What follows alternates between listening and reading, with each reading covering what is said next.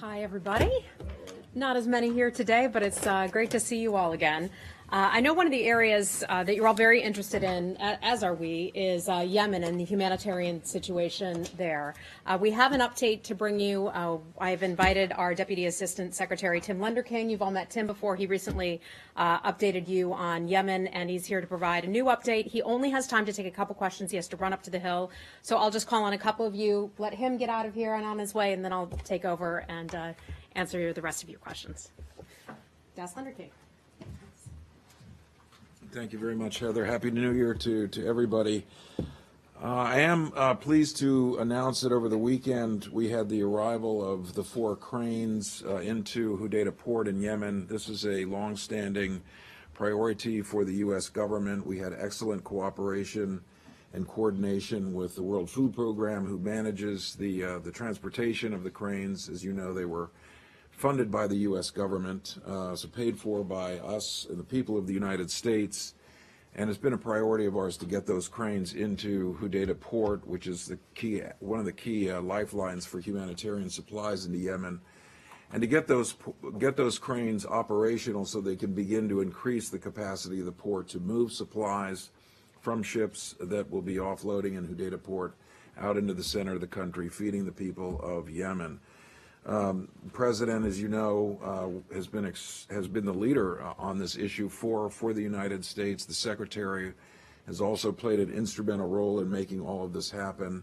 The Saudi-led coalition was also very instrumental in helping us with the logistics here. Secretary of State had a chance to speak with the Saudi Foreign Minister last Friday on a visit in Washington to help tee up this event over the weekend. And then this morning he spoke with the Emirati Foreign Minister also to thank the Emiratis for their support as a coalition member for getting the cranes into Hodeidah. I was here a couple of weeks ago and had a chance to talk to you in more length about Yemen. I did mention the cranes in that briefing, so I wanted to pass on to you this development because of the high-level importance that we've attached to it. And we're looking for the cranes specifically to drop about 50% the offloading time for ships passing through Hodeidah Port. So this, combined with continued engagement with the coalition on the Saudi-led humanitarian plan, which we had sort of a soft opening with, the Saudis briefed us on the plan last week in Riyadh, and we're continuing to work with them in engagements in the interagency last Friday with the Saudi ambassador. These will be continuing to be a major topic for us going forward. So I think this will help to alleviate to some extent the humanitarian crisis in Yemen. We want those cranes to get moving, get operational, and start offloading supplies from the ships. Be happy to take a couple of questions.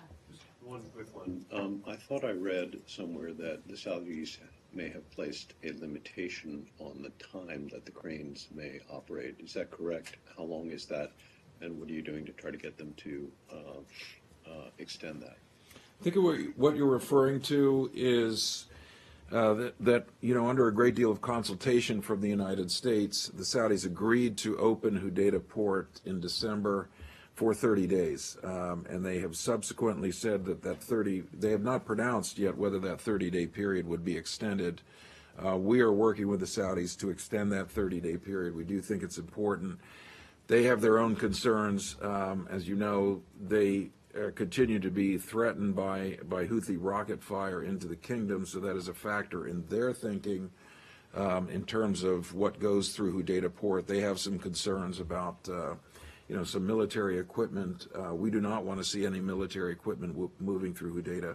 But as a key humanitarian lifeline, we do believe that Hodeidah Port needs to stay open for all the commodities, food, fuel, sugar, supplies, medicine that will be able to disperse throughout the country of Yemen. We'll be meeting tomorrow with American NGOs, international NGOs, to continue to get their feedback. In other words, it's one thing to say the cranes have arrived, and we're doing many things at the high level to work with the Saudis on the humanitarian plan and the way forward. What are the NGOs telling us? What are those who have people on the ground in Yemen reporting back what is the impact. Ultimately, that's what we're looking for, is the impact. And was it the 19th that the port That's was correct. open until? That's right. You confident they'll let you keep it running?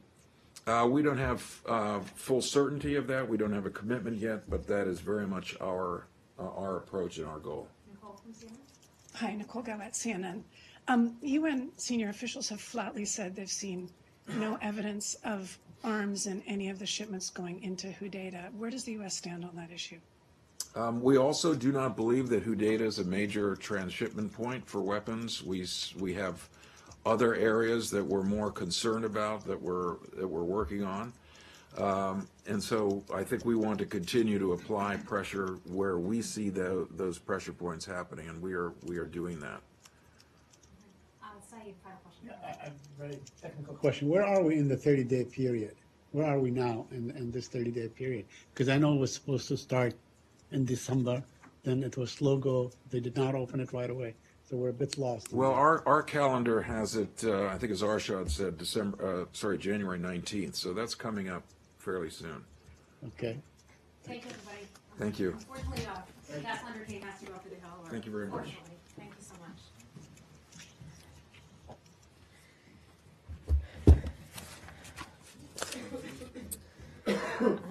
So it's nice to be back with you all. I'd first thank you. Everything is okay. First, if it is. you all were so kind and thoughtful. Many of you sent me emails and text messages asking about my family, and I just want to say a heartfelt thanks to all of you for that. I really appreciated that, and to my colleagues who were also so kind and did so much. It's just away for a week, but nevertheless, a lot happens in the world when you're away. So I'd like to thank my colleagues, especially our Undersecretary for Public Affairs and Public Diplomacy, Steve Goldstein, who came out here in front of all of you, which is not really always a fun job, but he did it nonetheless. So I want to say thank you to Undersecretary Goldstein for having done that. So I'm back with you. I'm back. I'm going happy to take to be back. exception. What do you mean it's not always a fun thing? Well, it's difficult. Sometimes a hospital stay might be more fun than briefing, but Wow. but I knew it was time to come back to work when my son was, Mommy, go back to Washington. So thanks again to all of you.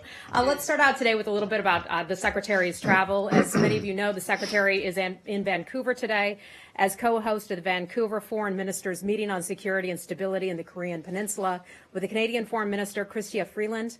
The meeting is to bring together nations from across the globe to demonstrate international solidarity against North Korea's dangerous and illegal nuclear and ballistic missile programs.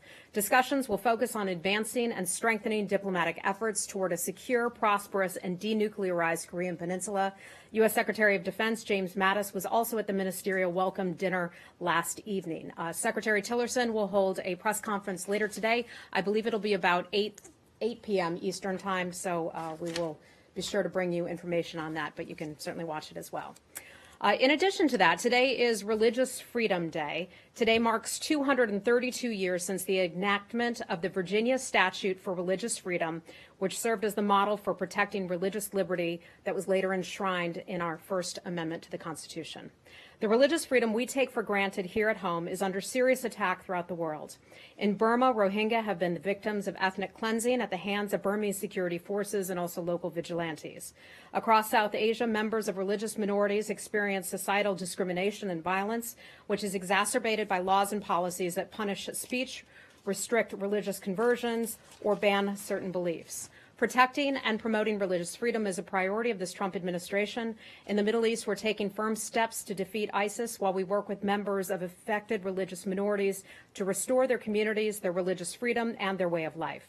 We've enhanced our cooperation with like-minded governments around the world to combat the actions of abusive regimes and promote respect and understanding across religious lines in divided societies. Together with our partners both at home and abroad, we will strive for a world where we can all enjoy the freedoms of thought, freedoms of conscience, and freedoms of religion. And finally, I want to note something that happened yesterday in Baghdad. Lori, I know this is something that you're watching very carefully. And I want to just make it clear that we condemned in the strongest possible terms Monday's barbaric attack in Tahrir Square in Baghdad. The brutal attacks on innocent civilians demonstrates once again the savagery of the enemy that we face there. We want to extend our deepest condolences to the family of the victims and hope for a speedy recovery of those wounded. Those attacks are an awful reminder that despite having liberated Iraqi territory from ISIS, terrorism remains a threat there.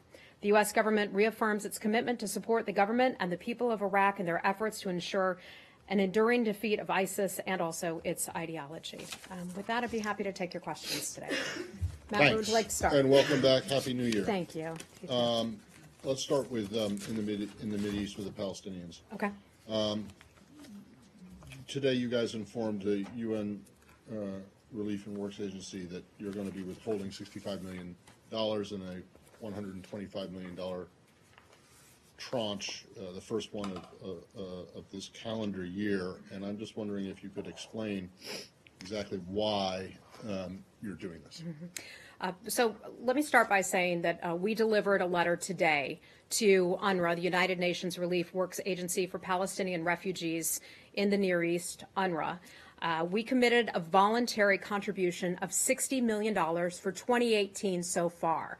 This will be divided into tranches. $60 million is what we have indicated as the first available tranche. That money is going to sustain schools and health services to ensure that teachers and also healthcare providers can be paid their salaries. One of the reasons we decided to do this is that we felt that not providing that money would run the risk of having the organization and the people there run out of funds, and that those entities would have to be potentially closed down. You bring up an additional pot of money, and that's also 2018 dollars, $65 million. That is money that will be held for future consideration. It's money that's being frozen at this time. It's not being canceled. It's just being held for future consideration. One of the things that the United States would like to do is see some revisions made in how UNRWA operates. One of our bureaus, PRM, one of our bureaus here at the State Department, has a formal oversight role with UNRWA. We have people on the ground who take a look at some of the UNRWA activities and things they do, how the money is being spent. And one of the things this administration would like to do, just as we talk about UN reform, is take a look at UNRWA, trying to make sure that the money is best spent so that people can get the services, whether it's school or the healthcare services that they need. So what does it have to do to get the other $65 million, Well, or is it pretty much a lost cause? No, it's not a lost cause at all. We would like to see some reforms being made. You'll want to know the specifics. I'm not going to get into the specifics of that today, but we're taking a look at the organization. We're monitoring it, and we'd like to see some reforms be made. Is this a response to the Palestinians bringing the UN General Assembly resolution to a vote? I mean, is this? I guess there's been a lot of criticism of plans to do this, which are, by people who say that this is all political.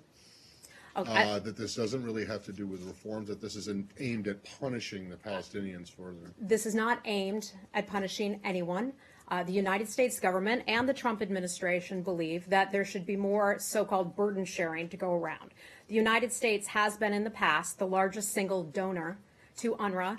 We would like other countries, in fact, other countries that criticize the United States for what they believe to be our position vis-a-vis the Palestinians, other countries that have criticized us to step forward and actually help with UNRWA to do more. So we're asking other countries to do more, just as we have with NATO, asking other countries to provide that 2% GDP into its defense. We are asking countries to do more as it pertains to UNRWA. All right, I'll let others after this. This is my last one. So when you say you're asking other countries to step up, have you actually asked other countries to step up? I believe or is it up to UNRWA to go and put out their hat to the Europeans, to whoever? Well, I think just based on the way that the United States has operated in the past, where we've put pressure on other countries. We've had conversations with other countries asking them to do more. I can't imagine that we would handle this any differently. No, I guess my point is, if in fact it is not a punishment or a political move to withhold this money, it seems to me that you would, and in fact it's only about redistributing how UNRWA gets its money so that the United States pays less. It would seem to me that you guys would be out beating down people's doors saying, hey, we're withholding $65 million, make this up, or you should. Are you doing that? What we do as a government, and you don't hear us very often call out other countries specifically to do more. Sometimes we do that, but other times we find that we can be more effective and get countries to do more in whatever area we're looking for them to do more when we have some of those private conversations. But I can assure you, as a part of our policy, we will be going to different countries and we will ask them to step up to the plate and provide additional money. Again, today announcing the $60 million that's going, the $65 million and a potential second tranche is being held for now. And when I have more for you on that, I'll certainly give it to you. Is this Hi. decision in any way related to the president's January 2nd tweet Yes. in which he said that the United States has given the Palestinians hundreds of millions of dollars but has gotten no appreciation or respect, and in which he then said, with their not being interested in peace negotiations, why should the United States keep giving this money?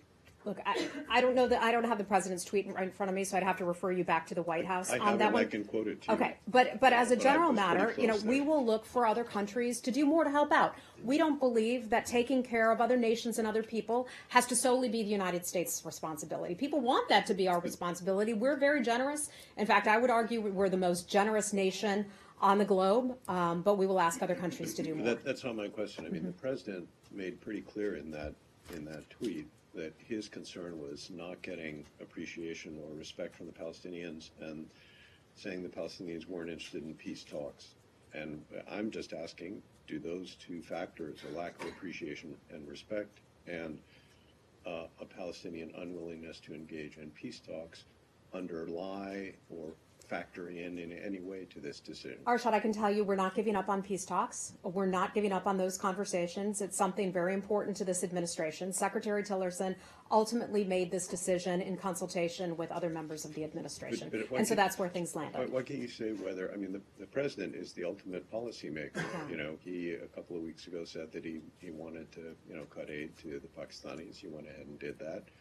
He made clear that he was reconsidering aid to the Palestinians, and I'm just asking, and it seems reasonable. I'm not his certain reasons are if this yours. is what the president was referring to or not. I just have to refer you to the White House. I've not spoken to the president about this issue. So I'm sorry, I don't have the information to be able to answer that question. Okay, perhaps the White House can. So you're saying that there's absolutely no connection between the political stance or the refusal of the Palestinian Authority to enter into negotiations, which are not there. I mean, there are no negotiations going on to which they have been invited to, and they turned it down. But you're saying that cutting off aid to UNRWA has nothing to do with the political situation. I can tell It you is- that it has long been a concern of this administration, a year into the administration, about UNRWA and how it handles itself and how it manages its money. And that is part of the reason why we would have a bureau, our Population, Refugees and Migration, PRM, that it plays a role in oversight, not management, but oversight of these types of funding mechanisms. That's nothing new. It's been around for a long time. Okay, so it is just purely management and organization. It has nothing to do. That is my with the- understanding. That is your understanding. But UNRWA provides these services in terms of clinics, schools, and doesn't give money to the Palestinians. Gives them food and gives them medical care and provides school. They're already very strapped. So I wonder how you would, let's say, handle the humanitarian situation that will result from the cutting off of 52% of the budget. Okay, I don't have the 65 I don't have the percentage in front of me, but I know that the United States will be asking other nations around the world, including Arab nations and others, to kick in money. Some of those countries do not provide any of the money at this time. So those countries, we would ask for them to pay into it as well. So it has nothing to do with the historical Israeli demand or Netanyahu's statement last week that UNRWA needs to just disappear from the face of the earth because it has perpetuated the Palestinian I'm problem. sorry, I did not It has nothing to see do that with statement by the Prime Minister. Okay, and I just have a couple more. But did you submit let's say, a list of what UNRWA should be doing to keep that fund flowing? Did you submit that to them? I'm not aware of that, but some of these conversations will be ongoing. We delivered a letter to UNRWA today just announcing the $60 million, and the conversations will be ongoing. Because UNRWA always claims that whatever reforms you want them to do, they have done in the past, and they discussed these issues with you directly. So, but this time around, there seems to have been no list saying that we want you to do 1, 2, 3, 4, 5. I'm not aware of that. I will look into it to see if we gave them a list of specific things that we are asking them to do. But our main point today is asking other countries to step up to the plate, not making the United States be the single largest donor or the sole donor, and other countries to step in and do more. So okay? it is a sharing of responsibilities and has nothing to do with the political reality. Look, that is my understanding, yes. Hi, Dave. The Israeli ambassadors welcomed your decision, saying that it's punishment for UNRWA's critical position. Is he incorrect? Those are his words. I have not seen that myself. I've not seen that word that you just mentioned, so I'm not going to characterize or comment on that. Okay. Let's move on to something else. Well, I just have one more yeah. on this. As you are aware, there was disagreement within the top levels of the administration about this decision, and a lot of concern expressed by from this building, but also from the Pentagon and intel agencies about the impact that a severe reduction in U.S. funding to UNRWA would have on stability in the region, particularly in Jordan and Lebanon. I think the concern expressed potentially among Egypt. No, so my question is, have you been in touch with the Egyptians, with the Lebanese, with the Jordanians about this decision? The vice president is going to be going to the region very soon. There are even some in Israel who are not convinced that this is that significant reductions in this assistance is a good idea. Has there been contact with those? The secretary has interested had parties? a big list of calls that he's gone through over the past few days, over the past 10 days or so, On this certainly issue? since I've been out, on many issues. I know he's spoken with the Jordanians. I know he's spoken with others in the region. I haven't had a chance to go through some of those calls just yet. Your first part of your question was what, Matt? I'm sorry. I have an answer to it, and I just forgot what you had asked initially. Thank you. So in terms of instability, one of the questions that people had asked about 10 days, 2 weeks or so ago was, will you zero out this money? Remember that whole flurry of reporting went around, people thinking that the United States would cancel out the money altogether. Look, a big part of the reason we didn't, after a lot of interagency deliberations, was we thought that would have a negative impact. So here's where we came down. $60 million today, a potential second tranche, $65 million, and potentially more in the future. So we took those concerns into consideration. I want to note to you, the number didn't end up being zero. Today it ended up being 60 million. So we're somewhere. Okay. Thanks. Flora, you want to talk about Iraq? Yes, you mentioned the secretary's phone calls, and one of them Yes. yesterday was with Prime Minister Barzani. Would you have a readout on that? I don't have a readout of that call, but I can tell you that the secretary spoke with both Prime Minister Abadi. He also spoke with Mr. Barzani as well. This was yesterday. When he spoke with the Prime Minister Abadi, I know he expressed his condolences for the suicide bombing, the homicide bombing that took place in Baghdad. I can tell you this, that I know that based on those calls, that we are optimistic that KRG and also the government of Baghdad will be having more conversations in the future. You say a number of countries, including Iran and Russia, have offered to mediate between Erbil and Baghdad. Are you prepared to make a similar offer?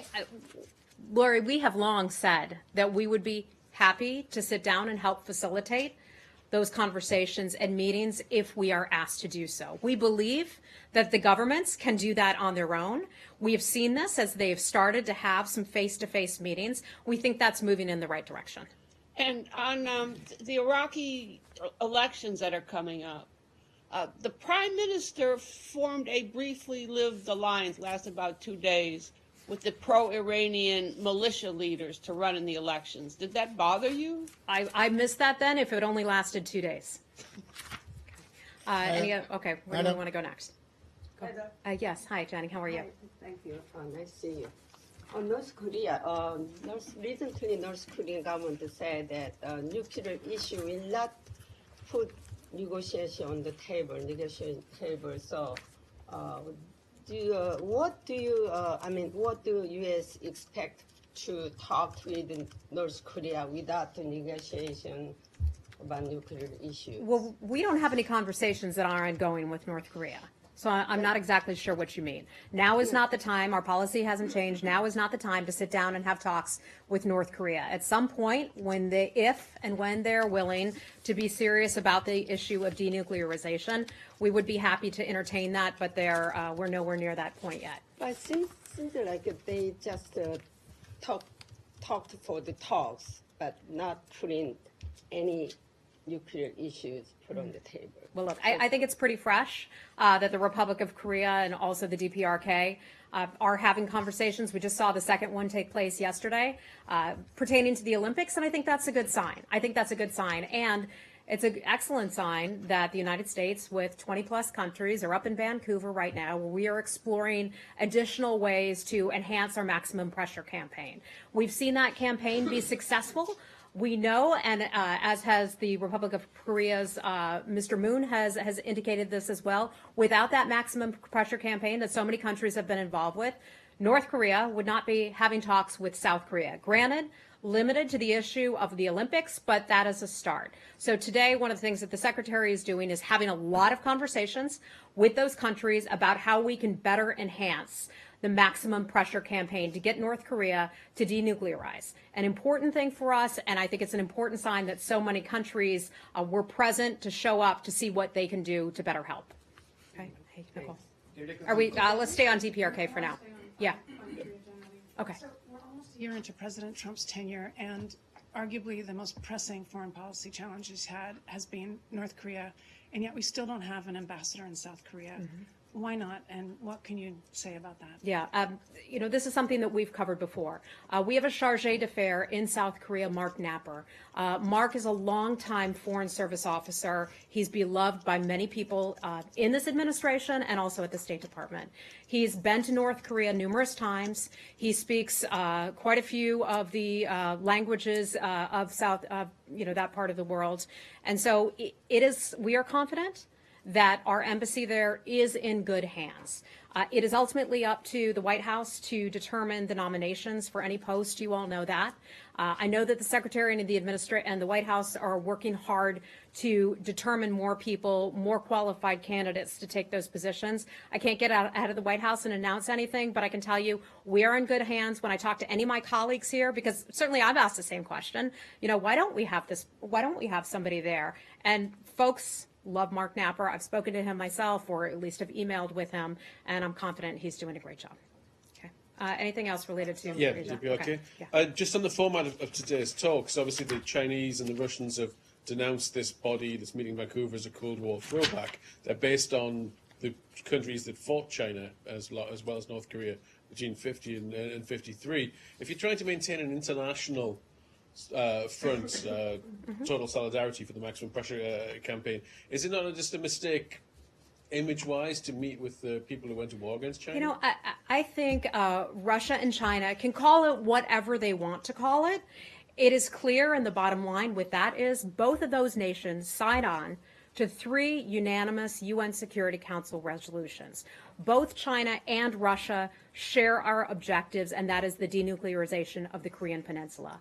They do not want to see Kim Jong-un develop a nuclear weapon any more than the United States or any other country does, for that matter. So we are all on the same page. They're not at the meeting, and that's okay. They can call it whatever they want. Can I go back to the Palestinians just for 1 second? Let's come back to, let's finish up Asia, and then we can come back to the Palestinian thing. Yeah, Okay. It's not that. It's different. Okay, go ahead, sir. Hi. thank you. Nice to have you back. Thank you. So last week, Steve said that the United States has been in touch with China and Russia regarding the Vancouver meeting. Is President Trump's phone call with President Xi Jinping yesterday a part of this touch, considering the timing of the phone call? Yeah, I think that would certainly be considered part of it. Among the things that the president spoke with President Xi about was talking about the hope that they might prompt a change in the behavior of the DPRK. We consider it to be destructive behavior. They consider it to be destructive behavior. President Trump committed to sustain the United States-led global campaign of maximum pressure to compel North Korea to commit to denuclearization. So I think that that is a part of our ongoing conversations. And did they talk about this Vancouver meeting specifically? The White House provided a readout of that phone call, so I just have to refer you to the White House for that readout. Okay?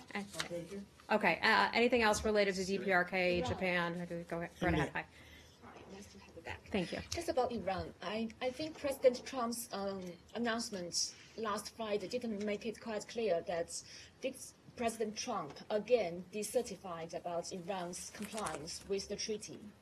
Okay, so I mean, we're the now deadline we're should moving be- on to Iran. Did anybody else have any other questions related to DPRK? Anything related to that? Okay. We'll come back to that then, sir. Okay. So to your question Compliance, about Iran and the president, as you know, the president extended the waivers on some of the sanctions for another 120 days. That's to provide time for the administration, in conjunction with members of Congress, to come up with legislative language to work harder on legislation that would help try to pull Iran into better compliance and look to being tougher on Iran. So that is something that the administration decided. Some of those conversations, from what I have been told, between Congress and the administration, they're making some pretty good progress on the legislation and some of the language on that. But I think also just every 90 days, president is supposed to notify Congress that whether Iran is just in compliance with the treaty or not. So the January 15th is supposed to be the latest deadline. So is there any decisions or just I'm not sure that today is 15th? if that's Actually, is that's that correct? Monday. But that was the announcement that the president made on Friday. I think these are two different things. It's like Let me get back to you on that. Okay. Thank you. Okay. What do we? I just want to go very briefly, because I have a feeling that you're not going to have an answer, but I just need I to love make- how you always say that. You know, I have a feeling you're not going to have an answer as you look down your nose. You're going to look down your say, nose. I think I'm going to predict your answer. We're not going to comment on every time another leader makes some crazy remark, some remark. That's my Okay, prediction. you later. might be right, Matt. Okay, so this is a Palestinian. So you're probably aware that Palestinian Authority President Abbas gave a very, very critical, harsh speech about this administration, Yes. about the president, and about, in fact, other Arabs. I'm wondering what your response to that speech is. I think in listening to that speech, and you're right about that, but you know, I can say clearly emotions are running high. Emotions are running high in the region, and we certainly accept that. I'd like to caution folks in the region and Mr. Abbas that some of those words, some of the things they're saying would be considered inflammatory, and they might in fact be unhelpful and divisive. We would like to see a peace process go forward. We've talked about that a lot. That's something that's important to this administration. But we know the tensions and emotions are running high. We would just caution them on some of the language, because we'd like to see both sides be able to come to the table and talk. Okay, and just to put a very fine point on it, this decision on UNRWA today is completely unrelated to that speech. Yes, absolutely. Okay. All right, let's move on to something else. Let's move on to something else. Pakistan, Sir. Okay. The Turkish military began shelling Kurdish positions in Afrin province in northern Syria.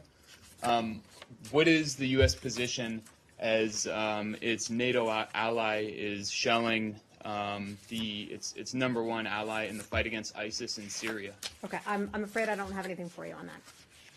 So, wait, so are you saying I there's- don't have a specific report on whether or not we can confirm that is taking place. Okay, well, Okay. along the same lines, there's also been the announcement of a border force consisting primarily of Kurdish militias allied with the U.S. in the SDF along the Syrian-Turkish border.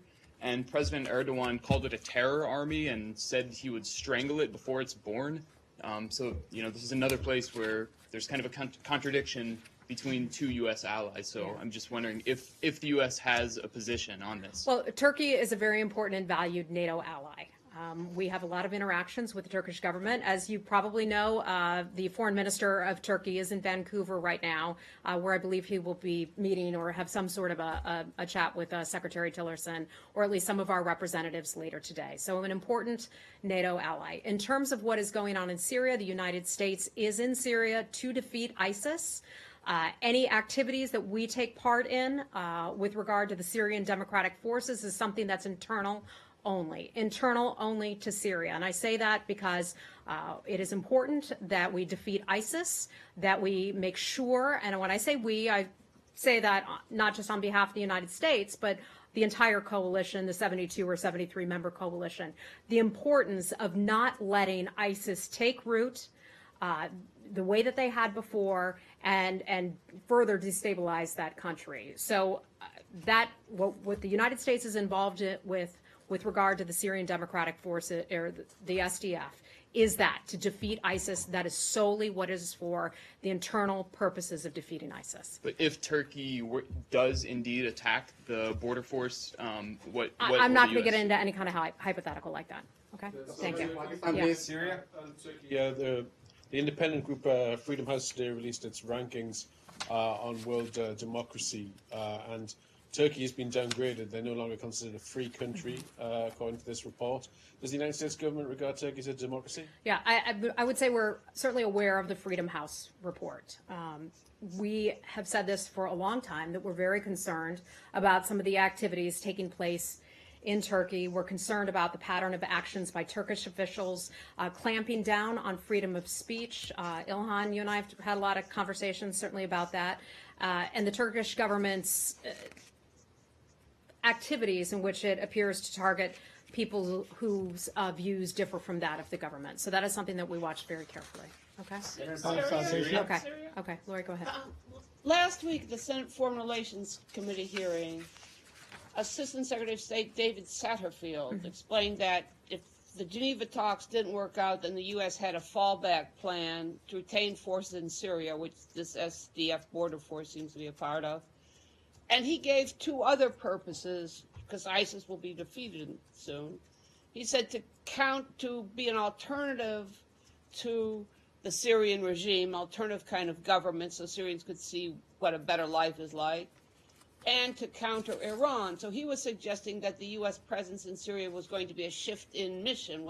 Presumably he knows what he's talking about, no? You know, I can tell you that our sole purpose for being in Syria has been the defeat of ISIS. Certainly, are there concerns about Iran's malign activity around the world, in particular in that part of the world? Of course there are. It's not just the United States that shares concerns about Iran's malign activities. Other countries do as well. But the main reason we are in Syria is for the defeat of ISIS. Do you think that could shift in the future? I'm not going to get ahead of any policy positions of the U.S. government on that. Where we are right now is we are there to defeat ISIS, and we also support a political transition. We've talked about that, the Geneva talks, and having the ability to have the Syrian people decide for themselves what kind of government they would like. Cuba, please. Okay. During the President Obama's administration, there were visas granted for 5 years to intellectuals, artists, musicians, and some of these visas are starting to expire. Will these intellectuals and musicians be able to go online and access or must they also travel? I'm afraid I don't have any information on the musicians and artists' visa applications. Many of you know that the visa process is something that we keep a very close hold on. We consider that to be confidential as it pertains to individuals. I can take a look and see, as a general matter, what we might be doing about those special types of visas and see if I can get you an answer for that. And also, now that the Cuban citizens have to go to Colombia to get their visas through the American embassy there in Bogota, has the U.S. government contacted or had any contact with Colombia to assist in this process, because Cuban citizens now require visas to go into Colombia? I can certainly ask our experts on that and see if I can get you an answer. Thank you. Okay. Kylie, hi. Anything else on Cuba? Pakistan, please. Okay. So the Bangladesh government says that it plans to repatriate all Rohingya refugees within 2 years. And so I'm just wondering if the U.S. supports that decision and where you guys stand on contact with the Burmese government right now. Yeah, so I certainly saw that report that they plan to repatriate all of the Rohingya refugees, they say within 2 years. The most important part of that would be the safe and voluntary respectful return of those people. If it cannot take place in 2 years, let me back up. The timeline is less important to us than the ability for people to safely and voluntarily go home when it is safe to do so. We don't want people to be pushed back into their homes or their communities when they don't feel that it's safe. That's completely counterproductive. They don't want that. We don't want that. The nations don't necessarily want that either. So it has to be safe and voluntary. And do you believe it's safe right now for them to start that process? I don't have a ground assessment update for you, but it is such a short period of time between when those people were forced to leave their homes and now. I mean, it's only been several months. I can't imagine that anyone would feel safe at this point in returning to their homes. I mean, based on my conversations with people when I spent a short period of time in Burma and also in Bangladesh about how those refugees felt, they were in no place to be able to go back home. I mean, many of the people I saw there were extremely frail and very, very scared. And one quick follow-up on that. Tillerson has said that those who are responsible for this violence should be held accountable. Does the U.S. See any of that accountability actually happening yet? I mean, is there? Well, you may recall we had some sanctions that had been put in place a few weeks ago against I believe it was a military general from Burma. It's something that we're carefully watching. We continue to watch that as we continue to watch the case of the Reuters reporters who are being held there. I also saw, interesting to note, that former UN Ambassador Bill Richardson may be helping to facilitate their release. We certainly wish him well. He's not operating under the State Department in that capacity to try to work with the government there of Myanmar to get their release, but we certainly hope that he will be successful in doing that. He has been successful in that in the past, and so we're hoping that he has some good luck in releasing those reporters. One of the most important things for a country and for a country to flourish is to be able to have an open marketplace of ideas, freedom of expression, freedom of speech, and for reporters to be able to do their jobs.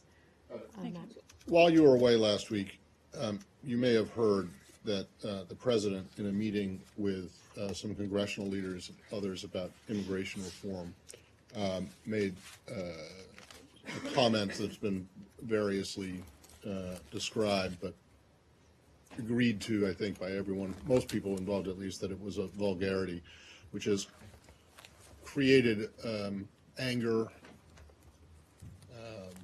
around the world. We know of a handful of U.S. ambassadors or chargés, ranking members of embassies who have been summoned to various foreign ministries, particularly in Africa, to hear protests and also presumably to be asked for an explanation of those comments. First of all, can you give us an update on the number of ambassadors or ranking diplomats at post who have been summoned around the world? And then secondly, can you tell us what the department has told these diplomats to say when they are confronted with angry officials from other governments? I can tell you, and I know that our Undersecretary for Public Affairs and Public Diplomacy, Steve Goldstein, addressed this with some of you last week. I believe it was here at this podium. We have a deep respect for people from the African continent. We have strong partnerships with the nearly 50 countries on the African continent. I will say this, which I say about other countries as well. Our relationships with countries are deeper than any one alleged comment. This president has been clear that he did not make that remark. You've had others in the room with the president who have said that they did not hear that remark. I wasn't there, so I can't provide you with a first-person account of that. In terms of our relationships with other countries, we have strong relationships. We have people, and I believe each one of the African countries working there on the ground on behalf of the State Department and on behalf of the American public. Our relationships are strong. We have great partnerships with many of these countries. We have a tremendous amount of respect for our African partners. You all may recall that Secretary Tillerson hosted, I believe it was 37 African nations at a ministerial meeting here. I believe it was in November. I can tell you Secretary Tillerson looks forward to visiting the African continent. It's just under 2 months from now. We don't have the specifics of that travel or where he will be visiting just yet, but that is something that's under discussion right now. Our Undersecretary for Political Affairs, Tom Shannon, will be visiting, and our Deputy Secretary recently visited about a month or so ago. So it's an important part of the world for us. We have important relationships there, and that hasn't changed. What have you told your diplomats to tell countries that complain? I'd have to refer you back to what Undersecretary Goldstein had provided to all of you. I just don't have that in front of me, I'm afraid. Do you have an update on the number of diplomats who have been summoned to I do not. protests? I do not. Can you take that? I will see what I can get for you, but I can tell you, we have lots of conversations. Some are casual conversations. Some conversations are, are slightly more than casual conversations about these issues. Maybe misremembering this, but I think Under Secretary Goldstein gave us that in a fairly informal gaggle. So if you could get formal language. I'll see what I can do for you. As you know, I wasn't here last week, so I'm afraid I just don't have the specifics of that. Well, I just one more on this. I'm just wondering, I'm curious if there are people in this building who are concerned that these reported comments have hurt the mission of the State Department, have hurt the standing of the United States abroad, particularly in Africa and potentially in Haiti. Look, I'll go back to what I said a short while ago, and that is our relationship, our diplomatic relationships with countries all around the world. Those relationships are stronger than any one alleged comment. Okay. And when you ask me about tweets, I will say again, our relationships with nations are stronger than any one tweet or alleged comment at any point. So people want to look at it as though it's just one small slice. We have a much broader relationship with these countries. But it sounds as though you're saying don't just ignore this kind of thing.